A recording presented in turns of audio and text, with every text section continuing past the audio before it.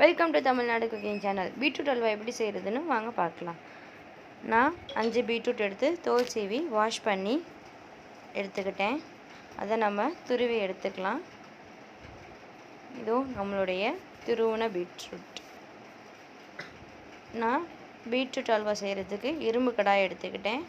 அதில் நெய் ஊற்றி நல்லா நெய் ஹீட் ஆகட்டும். நெய் நல்லா ஹீட் ஆனோடனே அல்வாவுக்கு தேவையான முந்திரி எடுத்து கீழே நல்லா ரோஸ்ட் பண்ணிக்கலாம். முந்திரி முக்கால்வாசி வேகணும்.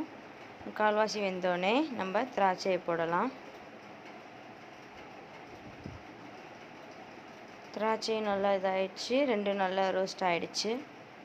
ரோஸ்ட் ஆனோடனே இதை தனியாக எடுத்து வச்சிடலாம். இப்போ அதே இரும்பு கடாயில்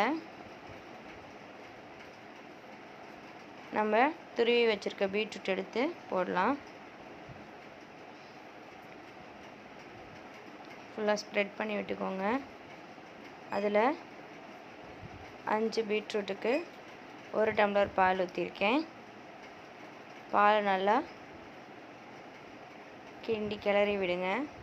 பீட்ரூட்டை நம்ம பால்லே வேக வைக்கணும். இங்கே பாருங்கள், நல்லா பீட்ரூட் சுண்டி வருது.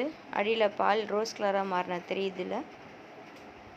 இதோ நல்லா ரெடி ஆகிடுச்சு.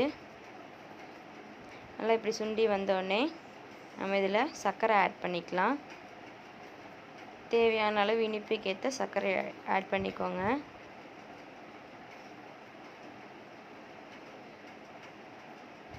நல்லா கிளறி விட்டிங்கன்னா சர்க்கரை ஆட் பண்ணியிருக்கிறதுக்கு இன்னும் கொஞ்சம் ஜூஸியாக ஆகும். லைட்டாக ஏலக்காய் தூள் ஆட் பண்ணிக்கோங்க, நல்லா வாசமாக இருக்கும். எல்லாத்தையும் ஆட் பண்ணோடனே நல்லா கிளறி விடுங்க. இப்போ லைட்டாக ஒரு துளி உப்பு ஆட் பண்ணிக்கோங்க. அப்போ தான் சர்க்கரை தூக்கலாக தெரியும். நல்லா சுண்டி வரட்டும். நல்லா பாலில் பீட்ரூட் நல்லா வெந்துருச்சு பாருங்கள். நல்லா கன்சிஸ்டன்சி பாருங்கள் எவ்வளோ திக்காக இருக்குன்னு.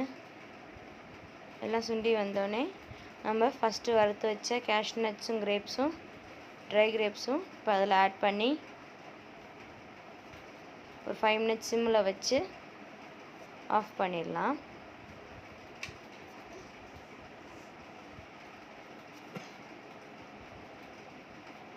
இதோ நம்மளுடைய சூடான சுவையான பீட்ரூட் அல்வா ரெடி.